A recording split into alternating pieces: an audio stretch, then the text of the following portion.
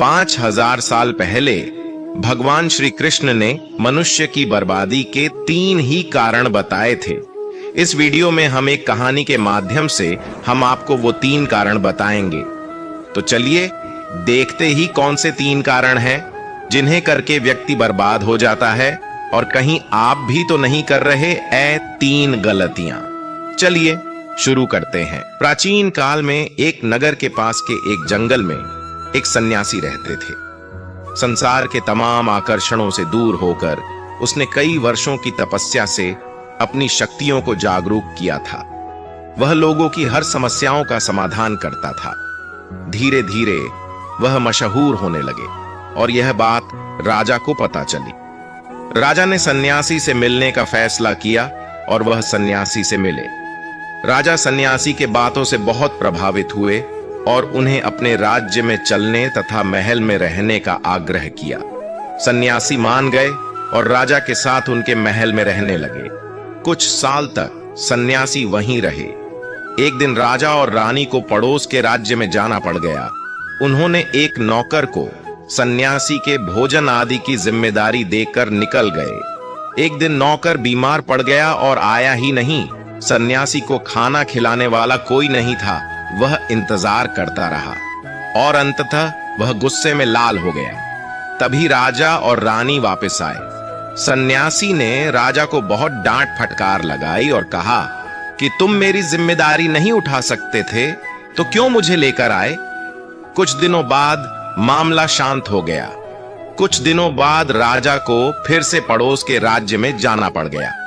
इस बार राजा ने अकेले जाने का फैसला किया और रानी को खड़े निर्देशों के साथ सन्यासी के सेवा के लिए रख दिया। रानी रोज समय पर सन्यासी को खाना भेज देती थी। एक दिन रानी खाना भेजना भूल गई और वह नहाने चली गई। सन्यासी को खाना नहीं मिला तो सन्यासी ने काफी इंतजार के बाद महल में जाने का फैसला किया। सन्यासी महल में गया और उसकी नजर रानी पर पड़ी। रानी की सुंदरता सन्यासी के मन में घर कर गई। रानी के अद्भुत रूप को देखकर सन्यासी उसे भुला नहीं पा रहा था। उसने खाना पीना छोड़ दिया और कुछ दिन तक ऐसे ही पड़ा रहा। कुछ दिनों बाद राजा वापस लौटे और सन्यासी से मिलने गए। राजा ने कहा, क्या बात है, आप बहुत कमजोर हो गए हैं, क्या मुझसे और कोई भूल हो गई है? तो सन्यासी ने कहा कि नहीं, मैं आपकी रानी की अद्भुत सुंदरता की मोह में पड़ गया हूं और मैं उसे भुला नहीं पा रहा हूं, और अब मैं रानी के बिना जिंदा नहीं रह सकता। राजा ने कहा, यही बात है ना, मेरे साथ महल में चलिए, मैं आपको रानी को दे दूंगा। राजा सन्यासी को लेकर महल में गए। राजा ने रानी से कहा कि सन्यासी आपकी सुंदरता के दीवाने हो चुके हैं और बहुत कमजोर पड़ चुके हैं, और मैं किसी ज्ञानी व्यक्ति की हत्या का पाप अपने सर नहीं लेना चाहता। क्या आप सन्यासी की मदद करना चाहेंगी? रानी ने कहा, मैं समझ गई क्या करना है, और राजा ने रानी को सन्यासी को सौंप दिया। सन्यासी रानी को लेकर अपनी कुटिया में जाने लगे। रानी ने कहा कि हमें रहने के लिए एक घर चाहिए।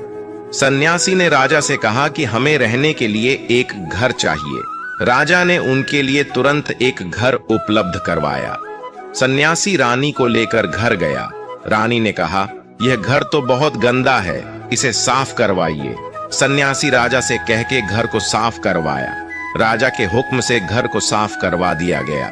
फिर नहा धोकर रानी बिस्तर पर बैठ गई और सन्यासी भी रानी के पास आ गया। रानी ने कहा, क्या आप जानते नहीं कि आप कौन थे और आज आप क्या बन गए हैं? आप एक महान सन्यासी थे जिनके आगे राजा भी झुककर प्रणाम करते थे, और आज वासना के कारण आप मेरे गुलाम हो गए हैं।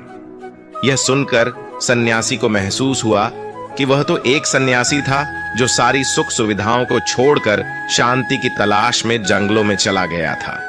फिर सन्यासी ने राजा को बुलाया और रानी को उनको सौंप दिया और कहा, ये राजन, आज मैं आपको मनुष्य के बर्बादी के जो 3 कारण बताऊंगा, जिनको यदि व्यक्ति ना करे तो वह सबसे सुखी रहेगा और व्यक्ति बर्बाद नहीं होगा। पहली आदत है इच्छा, क्योंकि इच्छा ही दुनिया की हर एक व्यक्ति के अंदर सबसे पहला अवगुण होता है और जो व्यक्ति अपनी इच्छाओं को नियंत्रण में नहीं रख पाता है वह जीवन के किसी भी क्षेत्र में सफल नहीं हो पाता है, क्योंकि जैसे ही उसकी एक इच्छा पूरी होती है वह दूसरी की ओर बढ़ने लगता है, और दूसरी पूरी होती है तो तीसरी इच्छा उसके मन में जागृत हो जाती है, और फिर ऐसे करते करते इच्छाओं पर नियंत्रण न होने के कारण इसी जाल में उलझा रहता है और दुखी सकता है। इसीलिए राजन, जब हम इच्छाओं पर नियंत्रण का लेते हैं तो हम हमारे मन पर भी नियंत्रण का लेते हैं, और जब हमारा मन हमारे बस में होता है तो हमें सुखी सुखी प्राप्ति होती है। फिर जो हम चाहते हैं वही हमारे साथ होता है। दूसरी आदत है वासना का जन्म। हमारे मन में उठने वाली इच्छाओं से होता है। जिस प्रकार इच्छा का कोई अंत नहीं होता और मनुष्य वासना के जाल में फंसता ही चला जाता है, वासना के वशीभूत होकर मनुष्य को कुछ भी नजर नहीं आता है। आज तक जितनी भी लड़ाइयां हुई हैं उनका सबसे बड़ा कारण स्त्री को पाने की इच्छा ही रही है। स्त्री के प्रेम में वशीभूत होकर राजा महाराजाओं ने आज से पहले बहुत सारे युद्ध किए हैं। रावण इस संसार का सबसे बुद्धिमान व्यक्ति था, लेकिन उसने भी माता सीता की सुंदरता में आकर अपना सब कुछ बर्बाद कर लिया। उसकी मृत्यु का कारण एक स्त्री ही बनी थी। कहीं राजा महाराजा तो युद्ध में इसलिए हार गए क्योंकि वो लोग स्त्रियों से रास लीला रचने में ही रह गए। ईश्वर ने तो स्त्री की उत्पत्ति संसार को बढ़ाने के लिए की है, लेकिन आजकल लोगों ने इसे अपनी वासना का शिकार बना लिया है, अपने मनोरंजन का साधन समझने लगे हैं, और जब उन्हें अपना यह मनोरंजन नहीं मिलता तो वो पागल हो जाते हैं और ना जाने क्या क्या कर बैठते हैं। इसीलिए ही राजन, जितना हो सके उतना वासना से दूर रहना चाहिए। तीसरी आदत है क्रोध, क्योंकि जब मनुष्य की वासना की पूर्ति नहीं होती है तो उसके अंदर क्रोध उत्पन्न हो जाता है, और जब व्यक्ति को क्रोध आता है तो उसे पर उसका नियंत्रण नहीं होता है, और फिर वो क्रोध में आकर कई गलत निर्णय ले लेता है। वो दूसरों को भला बुरा कह देता है, गालियां देता है, और जब उनका क्रोध शांत होता है तो उन्हें अपनी गलती का एहसास हो जाता है, लेकिन तब तक तो सब कुछ बर्बाद हो चुका होता है। क्रोध के कारण मनुष्य के कई बने बनाए काम भी बिगड़ जाते हैं।